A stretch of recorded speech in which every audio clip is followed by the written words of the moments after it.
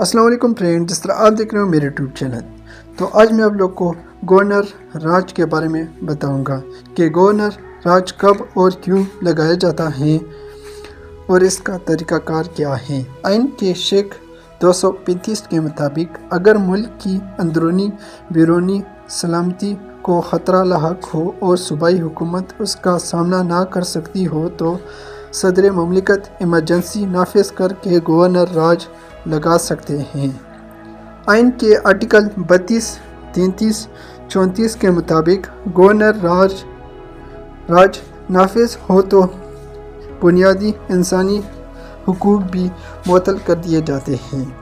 کسی صوبے میں گورنر راج لگتا ہے تو ایک محدود مدت کے لیے تمام تر اختیارات گورنر کے پاس آ جاتے ہیں اور وزراء اور ان کے اسمبلی بے اختیار ہو جاتی ہیں اور تحلیل شدہ صوبائی اسمبلی کے تمام تر اختیارات قومی اسمبلی اور سینٹ کو دے دیے جاتے ہیں۔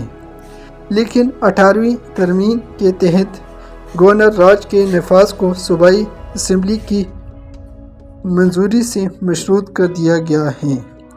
اگر متعلقہ اسمبلی سے منظوری نہ ملے تو پھر 10 دن کے اندر گورنر راج کے لیے قومی اسمبلی اور سینٹ دونوں سے منظوری حاصل کرنا ضروری ہے۔ تو یہ تھے معلومات۔